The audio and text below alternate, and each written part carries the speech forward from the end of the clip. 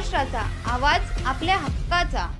नवा आवाज Maharashtra news channel मध्ये आपले स्वागत आहे। तर पाहूया आजच्या महत्त्वाच्या काही घडामोडी। बदलापूरमध्ये एका सोसायटीत जादूटोण्याचा प्रकार केला जात असल्याचा आरोप एका रहिवासी महिलेने केलाय।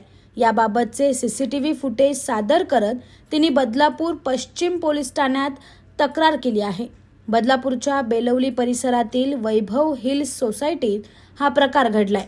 या सोसायटीत रीना सानप या महिला आपल्या कुटुंबियांसह राहतात।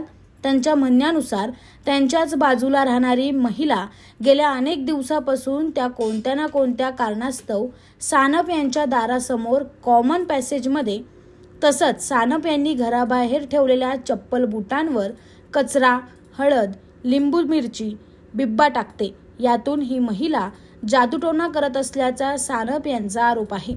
ही घटना सीसीटीव्हीत सुद्धा कैद झाली असून याबाबत विचारणा केली असता अंगावर धावून येणे, शिवीगाळ करणे असा प्रकार या महिलेकडून केला जात असल्याचा सानप कुटुंबियांचा आरोप आहे। या प्रकरणी सानप यांनी बदलापूर पश्चिम पोलीस ठाण्यात तक्रार अर्ज दिला आहे। दरम्यान पोलिसांनी याबाबत दोन्ही कुटुंबांना समोरासमोर बसवून समज दिली असून हा जादूटोण्याचा प्रकार नसल्याचा दावा बदलापूर पश्चिम पोलीस ठाण्याचे वरिष्ठ पोलीस निरीक्षक अनिल थोरवे यांनी केला आहे।